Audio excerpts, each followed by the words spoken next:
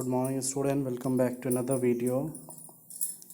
Here is the main topic of distribution of natural vegetation. In previous video we will discuss about natural vegetation and wildlife. Okay, so in this video we will discuss about distribution of natural vegetation.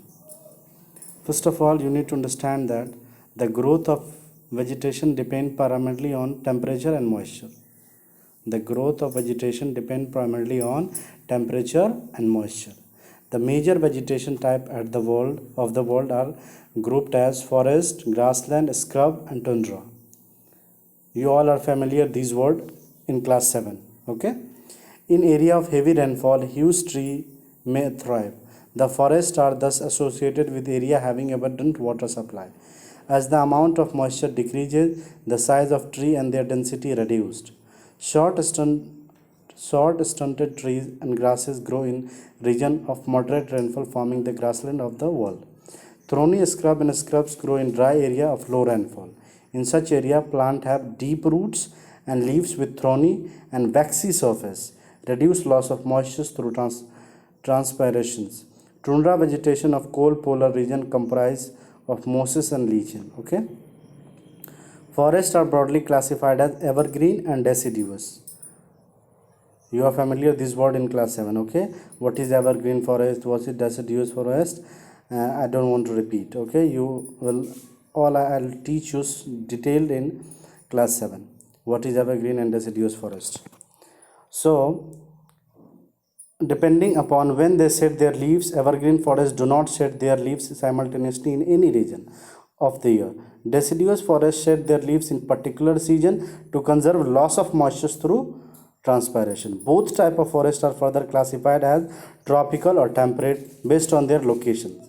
In different latitude, you have learned in detail about the various forest types, their distribution and the associated animal life in the previous classes. Today there are many more population in the world.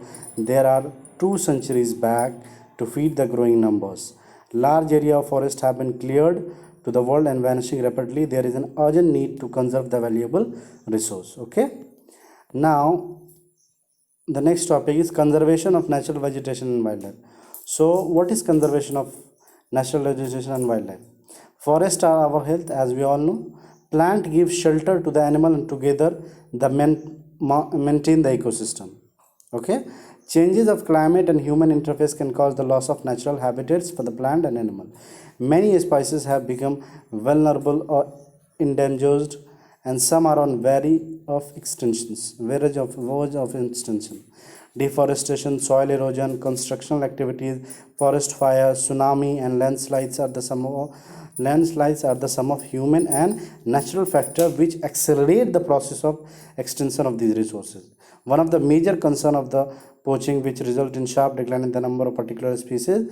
The animal are poached for collection and illegal trade of hiders, skins, nail, teeth, horn, as well as feather. Some of these animals use tiger, lion, elephant, deer, black buck, crocodile, rhinoceros, snow leopard, ostrich, peacock. These can be conserved by increasing awareness. Okay, these can be conserved by increasing awareness. So here are the some wildlife of national park wildlife. National park wildlife sanctuaries, biosphere reserve are made of protect our natural vegetation and wildlife. Conservation of creeks, lakes and wetland is the necessary to save the previous resource from depletions. There is a balance in the environment. If the relative number of species are not distributed, human activity in several parts of the world distributed the natural habitat in many species. Due to indiscriminate killings, several bird and animals have either become extinct and are on the verge of extinction. Awareness programs like social forestry and Vana Mahotsav should be encouraged at the regional and community level. The school children should be encouraged the bird watch and visit nature camp so that they appreciate the habitat of various species. Many countries have passed the law against the trade as well as killing of bird and animal. In India, remember that in India, killing lion, tiger, deer, great Indian bustard and peacocks is illegal. Remember that in India, killing lion, tiger, deer, great Indian bustard and peacock is illegal. An international convention cities have been established the list several species of animal and bird which trade is prohibited. Conservation of plant and animal is an ethical duty of every citizen. Remember that. Conservation of plant and animal is an ethical duty of every citizen. Do you know that cities? Remember the conventional of international trade and endangered species with wildlife and flora, fauna and flora. That is called cities.